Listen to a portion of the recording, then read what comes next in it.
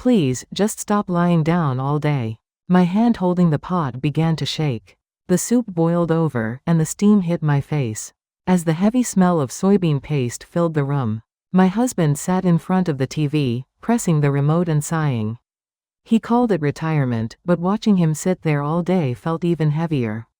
I endured, I grew tired, and something inside me finally snapped. Why it happened, let me tell you now. You're listening to Silver Story Tree, where the voices of life's late chapters gently bloom again. Subscribe, like, and turn on the bell to hear more heartfelt stories that grow with time. 5 in the morning, walking through the alleys of Pauldal Market. The smell of fish and frying oil mixed together and stung my nose. Clang, clang, the sound of market stalls opening echoed one after another. I tied on my apron at the side dish shop and started my day. Steam rose in thick clouds from the soup pot. My fingertips burned, but my heart burned even hotter. My name is Kim Ha-ya. I'm 62 years old this year. I worked in a school cafeteria for 20 years. And now I help out at this market side dish shop in the mornings. I live or lived, I should say, in a second-floor apartment in Pauldal GU with my husband Dong Ho. That morning, Dong Ho spoke. He'd been sitting at the table, staring blankly at the television, when suddenly he opened his mouth. I'm quitting. I stopped chopping and looked at him. I thought I'd misheard. What are you quitting? Work. Driving the bus. I can't do it anymore. My body hurts, my back's no good. You'll have to earn more now. Dong Ho said this and turned the television back on. The sound of the morning news filled the room. I put down my knife. Took a deep breath. Then I said it. Retirement doesn't mean rest, it means we survive together. He didn't respond, just watched the television. Someone on the screen was explaining the weather. Clear, cloudy, rain expected. Inside our home, it was overcast. After that day, Dong Ho just stayed home. Every morning he sat on the sofa holding the remote. I made his coffee. I prepared his meals. Laundry, cleaning, grocery shopping, all mine. When I came home after market work, dishes would be piled up. My husband said men rest when they retire. He said that's just how men are. A week passed like that. One evening, the doorbell rang. Ding dong, ding dong. I took off my apron and opened the door. A woman stood there pulling a suitcase. It was my sister-in-law, Suk Ya. Hi Ya, I'll impose on you for a few days. Suk Ya said this and walked inside. The suitcase wheels scraped the floor. Screech, screech. My heart rolled along just the same. You'll take care of mother. That's what the eldest son's household does. Suk Ya said. I just nodded. I had nothing to say. In the living room, Dong Ho was still watching television. An old drama was being rerun on the screen. I led Suk Ya to a room. Pulled out blankets, put on pillowcases. My fingertips tingled. That night, I gathered the grocery receipts. Collected the hospital bills too. Smoothed out the crumpled papers and put them in a drawer. I don't know why I did it. I just felt like I needed to keep something. Resentment crystallized at my fingertips. The next morning, mother-in-law arrived. Kong Mal Soon, 89 years old. Her back was badly bent. She walked slowly. I helped her to her room. She muttered something. If housekeeping abandons people, the home abandons people too. Those words echoed in my ears. I nodded. I didn't quite understand what she meant, but a corner of my chest felt heavy.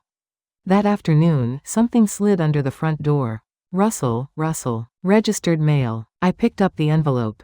The words on the front caught my eye. Property registry notification. My hands trembled. I opened the envelope. Slowly, carefully. Inside was a single document. I saw the words property transfer for rural house. My name wasn't there. Only Dong Ho's and Suk Ja's names. Just then, I heard Suk Ya laughing in the living room. He. Dong Ho laughed along. The television was loud. I gripped the document tight. My palms were sweating. That night, I couldn't sleep. The next morning, I unfolded the registry again. Laid it on the kitchen table and read it line by line. The property transfer record was clear. The date was there too. Last spring. I hadn't known about it. Our money had gone into that house, but my name wasn't there. I called for Dong Ho. He was sitting on the living room sofa reading the newspaper. Rustle, rustle. The sound of turning pages was quiet. Honey, what is this? I held out the registry to him. Dong Ho glanced at it and said, "That's been our family property since before we married. Why are you making a fuss?" His voice was cold. I was speechless. My chest felt tight. Suk Ya came out of the kitchen. She was holding a coffee cup. "Hi Ya, that's our house. Oppa managed it, so of course it goes in his name." Suk Ya said this and went back to her room. The door slammed shut with a bang. I stood there. The registry in my hand felt heavy. That morning, I went to the market. Met the shop owner, Mrs. Moon. She's 64. She's been in business for a long time. I spoke to her. Carefully, slowly. "Ma'am, could I talk to you about something?" Mrs. Moon nodded and offered me a chair. I sat and told her everything. About the registry, about Dong Ho, about Suk Ya. Mrs. Moon listened. Then she said, "Gather evidence. Receipts, bank statements, recorded calls. Paper speaks louder than feelings." Those words stuck in my ears. I nodded. Something solid formed in my heart. On the way home, I stopped at a stationery store. Bought a file folder. It was blue. At home, I opened my drawer. Took out all the receipts I'd been saving. Hospital bills, medicine costs, grocery slips. I organized them one by date. My hands were busy. My heart felt a little lighter. I turned on my phone. It was an old model. The screen was small and slow. I searched through the apps and found the recording function. Pressed the red button. It made a small beep. I practiced. Speaking, listening, deleting, recording again. That evening, Suk Ya spoke. Sitting at the table picking at side dishes. "The pension belongs to Oppa. You married into the family, so now it's your turn to show filial piety, Hi Ya." I didn't respond. Just ate my rice. Only the sound of spoons clattering. Dong Ho said nothing. Just watched television. Someone on the screen was singing. Night came. I went to mother-in-law's room. She was sleeping. I quietly opened her drawer. Socks, underwear, handkerchiefs were neatly arranged. Underneath, there was a small key. Old but shiny. I picked it up. Cold and heavy. I closed the drawer and came out. The hallway was dark. I returned to my room and put the key in the file folder. I didn't know why I'd taken it. It just seemed important somehow. The next day and the day after, I kept gathering evidence. Wrote expenses in a household ledger. Date, item, amount. Recorded everything without exception. Care duties too. Who went to the hospital when, who picked up medicine, who prepared meals. It was all my hands. One morning, mother-in-law muttered, "Housekeeping mustn't abandon people. If it does, the home abandons people too." I wrote those words in my notebook. I felt like someday this would be a clue. My fingertips trembled. That night, I opened mother-in-law's drawer again. Used the key to open underneath the aluminum food container. A small metal box appeared. Old, with some rusty parts. I opened the lid. Inside was a folded piece of paper. I unfolded it. Mother-in-law's handwriting. The house debt was repaid with high jaws cooking. I stared at that paper for a long time. Tears came. I held them back. Made no sound. Carefully folded the paper and put it in the file folder. My hands were shaking. Morning sunlight streamed through the window. I woke early and opened the file folder. Registry copy, hospital receipts, grocery slips.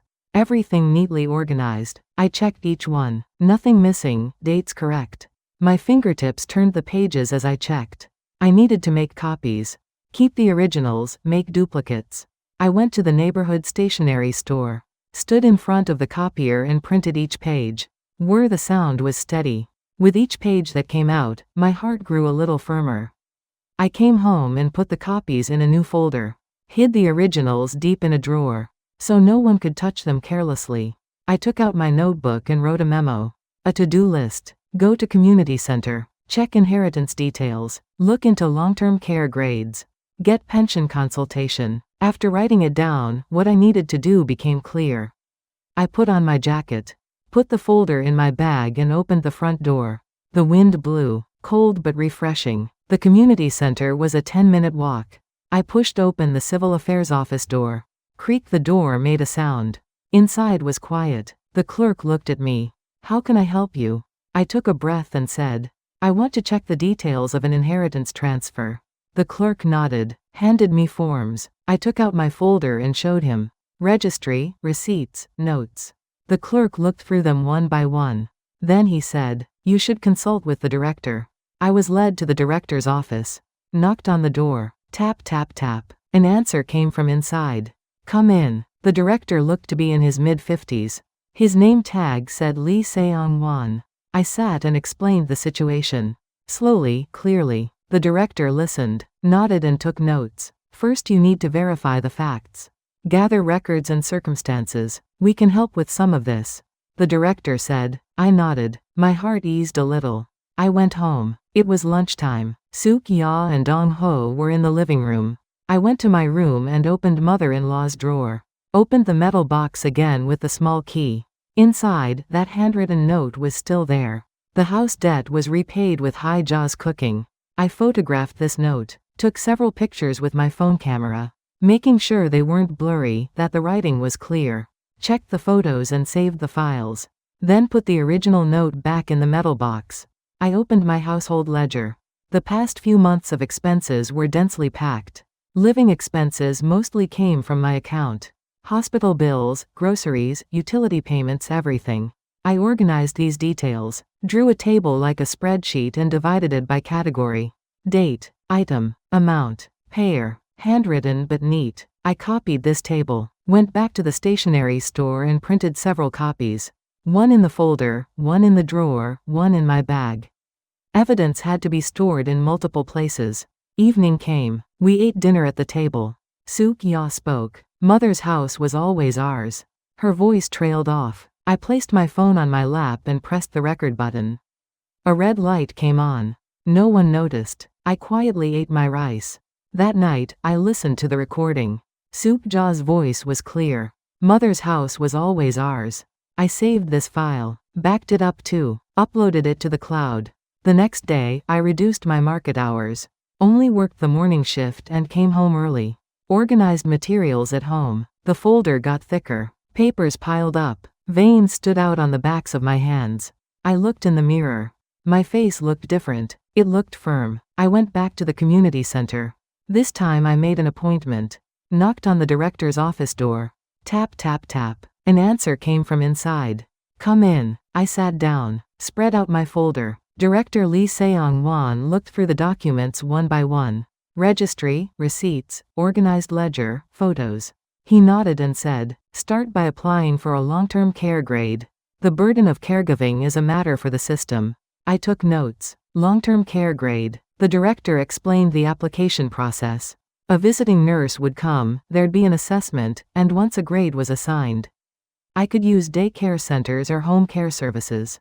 I nodded. That afternoon, I called the National Health Insurance Service. Asked about the application process. The staff member was kind. Told me the list of documents. I wrote it down. ID, diagnosis, medical opinion. There was a lot to gather. The next day, I met Mrs. Moon at the market. While packing side dishes, I said, "Ma'am, I heard pension splitting is possible." Mrs. Moon nodded. "Check if you're eligible first. Go to the National Pension Service for consultation." After finishing market work, I went to the pension service. Sat at the consultation desk. The staff member asked, "What kind of consultation do you need?" I said what I'd prepared. "I'd like to know about pension splitting." The staff member pulled out materials and showed me. Marriage duration, income, contribution history. "It depends on the conditions," she said. I brought the documents home. Read them slowly. That evening, I went to the bank. Got a transaction statement. 1 year's worth. The paper was long. The record of living expenses coming mostly from my account was clear. Hospital bills, groceries, utility bills. I marked these with a highlighter. Drew yellow lines across them. I listened to the phone recording again. Dong Ho's voice came through. "Pension? It comes in my name. The house is our family property." The voice was clear. I saved this file separately. Named the folder evidence. A few days later, the director called. The visiting nurse consultation was scheduled. Next Tuesday at 10 a.m. I wrote down the date. Put it on the refrigerator so I wouldn't forget. That night, I went to mother-in-law's room. She was sleeping. I sat quietly and held her hand. It was warm. Mother-in-law muttered, "If housekeeping abandons people, the home abandons people too." I heard those words again. I squeezed her hand tight. Tears came but I held them back. The next day, I called the real estate office. Asked about the date of the rural house contract. The staff member looked through the records and said, April of last year. I tried to remember where I was that day. The hospital. I'd been there all day because of mother-in-law's tests. I found the hospital receipt. The date matched. I asked the real estate agent. Was there spousal consent? The staff member paused, then said, according to the documents, yes. I hung up. My hands were shaking. Spousal consent form. I'd never signed it. I found my seal. It was still in the drawer. I called the director again. Explained the situation. The director said, file a fact-checking report. Submit it with supporting documents. I received the form, printed it and filled it out line by line. Date, circumstances, evidence list. Wrote clearly in my handwriting. When I finished, my hand hurt. But my heart felt light. That night, I organized my folder. Registry copy, bank transaction history, hospital receipts. Audio files, photos, fact-checking report. Everything filed in order. The folder was heavy. The weight of evidence. I looked in the mirror. My face looked firm. Strength flowed to my fingertips. Let the evidence speak. That's what I muttered. It was Sunday morning. I wiped down the table. Scrubbed every corner with a dishcloth. Dried the moisture, arranged the chairs neatly. Placed the folder on the table. It was heavy. I called Dong Ho and Suk Ya. They were watching television in the living room. The two slowly got up and came to the table. The sound of chairs scraping went screech. What's this about? Dong Ho asked. I opened the folder. Stacks of documents were piled there. Registry, receipts, bank statements. The sound of papers rustling. I took a breath and said, who used my seal? Dong Ho stammered, avoided eye contact. Suk Ya fidgeted with her coffee cup. Her fingers trembled. I pulled out a document. It was a signature comparison printout. I'd copied my seal and the seal on the document side by side. They were slightly different. The angle, the pressure. This isn't my signature. My voice trembled, but it was clear. Dong Ho closed his mouth. Suk Ya lowered her head. I took out my phone. Played an audio file. Put it on speaker. Suk Ja's voice flowed out. Mother's house was always ours. The room went silent. Only the ticking of the clock could be heard. Tick-tock, tick-tock. I played the next file. Dong Ho's voice. Pension? It comes in my name. The house is our family property. Dong Ho's face hardened. Suk Ja's eyes welled up with tears. I stopped the recording. Put down the phone. And that day, I was at the hospital. I unfolded the hospital receipt. The date was clear. April 15th last year. Same as the contract date. I'd spent that whole day at the hospital with mother-in-law. Tests, waiting, hearing results. I didn't get home until evening. I dialed the real estate office number. Switched to speakerphone. The dial tone rang. Beep beep beep. The staff member answered. Hello, I'm calling about a contract from April last year. How was spousal consent obtained at that time? The sound of the staff member shuffling through things could be heard. Papers turning, keyboard clicking. Then she said, a woman brought the spousal consent documents at that time. With the seal stamped. I hung up. The table was silent. Suk Ya opened her mouth. Mother was in a hurry. The house was ours, we were just following procedure. Her voice trembled. Suk Ya wiped her tears. I looked at her. For a long time, I was struggling too. No work, taking care of mother alone. I felt like I could only hold on if Oppa was there. Suk Ya said. She spoke of her hardships and the burden of caring for mother. I listened. Didn't nod. Just listened. Filial piety isn't a justification, it's a responsibility. I said. My voice was low. Dong Ho said nothing. His hands were shaking. I took out the fact-checking report. The form I'd filled out. Said I planned to submit it to the community center. Dong Ho and Suk Ya were silent. That's when it happened. A sound came from mother-in-law's room. Thud, something falling. I got up from my seat. Went to the room. Mother-in-law was sleeping. A small piece of paper had fallen on the floor. I picked up the paper. Mother-in-law's handwriting. A paper that had fallen from an old recipe notebook. I read it slowly. House debt, repaid together with Hai Ya. Below that sentence was a date. 20 years ago. I took the paper and returned to the table. Showed it to Dong Ho and Suk Ya. Dong Ho's hands trembled. He took the paper and stared at it for a long time. Suk-yeol looked too. Neither spoke. I didn't speak either. Just waited. Only the clock ticked. Tick-tock, tick-tock. An old wall clock. I sat in my chair. Folded my hands on my lap. Bird sounds came from outside the window. Tweet tweet. Sunday morning was quiet. That afternoon, I sat alone in my room. Looked out the window. The sky was gray. It looked like rain. I muttered. 40 years. Our home was built on the soup I cooked. My voice was small, but it sounded loud to my ears. Something resonated in my chest. I closed my eyes. Remembered our newlywed days. We started in a single room. Dong-ho was a bus driver, and I washed dishes at a restaurant. We saved money. Penny by penny. The numbers in our bank book grew. That money also paid off the debt on the rural house. We paid it off bit by bit for over 10 years. That's when my hands started getting rough. Washing dishes, cleaning, grocery shopping. I never rested. There was a knock on the door.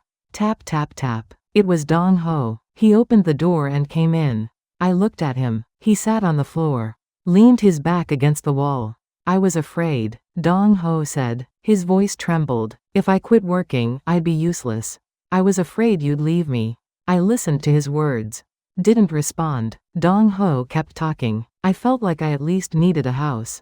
Thought I had to leave something in my name. He covered his face with his hands.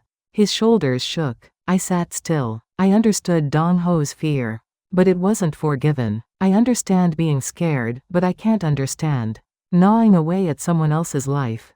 I said. My voice was firm. Dong-ho lowered his head. Suk-yeol came to the room too. Stood at the doorway. Didn't come in. Just stood there and said. I was scared too. When mother passes, I'll be left alone. I felt like I could hold on if Oppa was there. Suk-yeol's eyes were red. I looked at her. For a long time. Then I said. I understand fear, but that's not a reason to push your burden onto me. Suk-yeol nodded. Slowly, slightly. I stood up. Took the folder and went to the living room. Sat at the table and spread out papers. It was a separate household accounting declaration. I'd written it myself. Division of living expenses, caregiving schedule, decision-making procedures. Everything was written down. I read the document out loud. From now on, living expenses will be paid individually. Caregiving will be done in rotation. Important decisions will be discussed together. Dong-ho and Suk-yeol sat at the table. I placed the document in front of them. Told them to read it. Both read. Slowly, line by line. I opened the refrigerator. Took out water and drank it. My throat was dry. Rain started falling outside the window. Pitter-patter, pitter-patter. The sound of rain tapped the window. There were also words from market neighbors. Testimonies Mrs. Moon had organized. Ha-yeol always took her to the hospital. Ha-yeol picked up the medicine. Ha-yeol cared for her late into the night. I took out those papers too. Placed them on the table. Dong-ho read those papers. Lowered his head. Suk-yeol read them too. Shed tears. The next morning at dawn, I woke to the sound of tying up a garbage bag. Rustle rustle. The sound of the front door opening. Creak. I looked out the window. Dong-ho was going out with the garbage. First dawn garbage duty. A small change. I lay back down in bed. Closed my eyes. My heart felt a little lighter. Change is the first step of responsibility. I muttered. The sound of rain was fading. Tuesday morning at 10, Community Center Conference Room. The fact-finding meeting was held. Director Lee Seong-won and 2 staff members were seated. I sat with my folder in front of me. Dong-ho and Suk-yeol came too. We'll verify the spousal consent procedure. The director said. Spread out documents. Contract, consent form, seal comparison. Examined each one. I submitted the hospital receipt. Proof I was at the hospital that day. We also need to verify signature matching. A staff member said. Examined the seal with a magnifying glass. Minute differences were visible. Angle, pressure, form. Recorded it. The meeting went on for over an hour. Questions and answers exchange. I answered as I'd prepared. Dong-ho and Suk-yeol also stated their positions. The facts were organized. We recommend legal consultation going forward. The director said. I nodded. Took notes. The next week, there was a long-term care grade assessment. A visiting assessor came to the house. Ding dong, the doorbell. I opened the door. The assessor was carrying a briefcase. I'll check the elder's condition. The assessor said. I led her to mother-in-law's room. Mother-in-law was sitting on the bed. The assessor asked questions. Name, date, address. Mother-in-law stammered. Her memory was hazy. She also evaluated activities of daily living. Eating, dressing, using the bathroom. I watched from the side. Mother-in-law moved slowly. Needed help. The assessment took about an hour.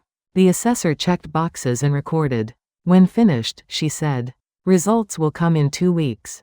I nodded, saw the assessor out, closed the door and took a breath. I went to the pension service again too. Pension consultation. The consultant spread out materials. Marriage duration, contribution history, income records. Explained each one. If conditions are met, splitting is possible. But procedures are required, the consultant said. I took notes. Received a document list. Many things to gather one by one. I also checked CCTV entry records. Requested them from the real estate office building management. Records from April last year came out. Records of Suk Ya going in and out multiple times were clear. I got copies. Put them in the folder. The atmosphere at home was changing. Dong Ho started doing market errands. Every morning he went out with a shopping basket. I wrote him a list. Cabbage, radish, green onions. Dong Ho brought them back. Some were wrong, but it was a start. Dong Ho also started picking up mother-in-law's medicine. Walked to the pharmacy, submitted the prescription, brought back the medicine. I said thank you. Dong Ho nodded. Suk Ya looked into daycare centers. Went to try one out with mother-in-law. Mother-in-law said it was okay. Various programs. Suk Ya scheduled the attendance. Monday, Wednesday, Friday from 9 a.m. to 3 p.m. I made a household chores chart. Put it on the refrigerator. Assigned people by day of the week. Monday me, Tuesday Dong Ho, Wednesday me, Thursday Dong Ho, Friday Suk Ya. Weekends together. Everyone signed. Took a photo. The rural house transfer matter went into readjustment procedures. The director guided me. Consensus among parties comes first. And if consensus fails, get legal advice, he said. I made an appointment with a lawyer. Early next month. At dinner, Dong Ho said, I won't use your seal anymore without your permission. His voice was small. I nodded. Suk Ya also said, I won't decide alone either. I served the soup. Passed out spoons. We ate. Quiet, but comfortable. One Saturday afternoon, I was organizing mother-in-law's room. Opened drawers, folded clothes, dusted. Then I found an old notebook. A recipe notebook. One mother-in-law had used. I turned the pages. How to make kimchi, how to cook soybean paste stew, how to season vegetables. Handwriting filled every page. I reached the last page. There a short sentence was written. The value of high jaws cooking is repaid by learning how to live together. I stared at that sentence for a long time. My eyes grew hot. Mother-in-law's handwriting blurred. I wiped my eyes with my hand. Held the notebook to my chest. I went to the living room. Dong Ho and Suk Ya were there. I showed them the notebook. Opened to the last page. Both read. Slowly, quietly. Learning how to live together starts with protecting each person's share. I said. My voice trembled. Dong Ho nodded. Suk Ya touched the notebook. Traced the letters with her fingertips. Dong Ho stood up. Went to the refrigerator. Took down the household chores chart. Took a photo with his phone. Put it back up. Fixed it with a magnet. I'll check this every day. Dong Ho said. I nodded. Daycare center attendance started the next week. Monday morning, Suk Ya took mother-in-law out. 9 a.m. I saw them off. Mother-in-law wore a bag. A small bag. Have a good day, I said. Mother-in-law smiled. A gentle smile through the wrinkles. The door closed. I was alone. The house was quiet. I made coffee. Steam rose from the kettle. Whoosh, I blew on it. A bittersweet aroma spread. Sunlight came in through the window. It was warm. 10 a.m. I went to the market. Put on my apron at the side dish shop and started work. Agreed to only work the morning shift. Mrs. Moon said that was fine. I chopped radish, trimmed green onions, made soup. Work my hands knew well. I came home at lunchtime. Dong Ho was washing dishes. Wearing rubber gloves. The sound of water went swish swish. I stood beside him. Picked up a dishcloth. dried the dishes. We made a family group chat. Me, Dong-ho, Suk-ya. The three of us made the group. I posted an announcement. Expenses and schedules will be disclosed transparently. Important decisions will be discussed together. Everyone replied with emojis. Thumbs up. I smiled. At dinner, I said, "Love remains, but exploitation is over." Dong-ho put down his chopsticks.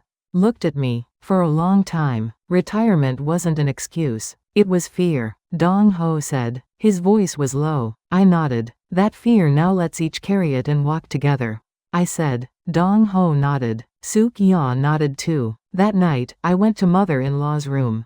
She was sleeping. I tucked in her blanket. Held her hand. It was warm. Mother-in-law muttered, "If housekeeping abandons people, the home abandons people too." I heard those words again. I squeezed mother-in-law's hand tight. Now I understood what those words meant. We straightened out our housekeeping. Divided living expenses, shared caregiving, made decisions together. Gathered evidence, followed procedures, used the system. Redefined our relationships through responsibility, not emotion. So the home didn't abandon us.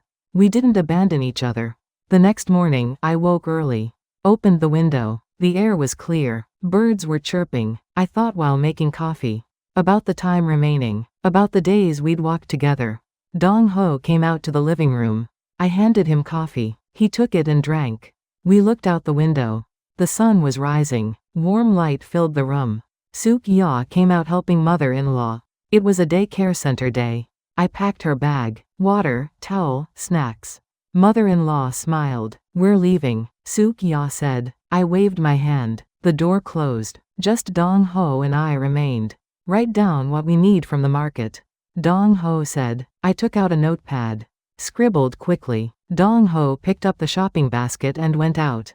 I started washing dishes. The sound of water was cheerful. That's when mother-in-law's words came back to me. If housekeeping abandons people, the home abandons people too. Those words ultimately changed my life. We straightened out our housekeeping, and so finally the home didn't abandon us. A home where love and responsibility breathed together. That was real family. I wrung out the dishcloth.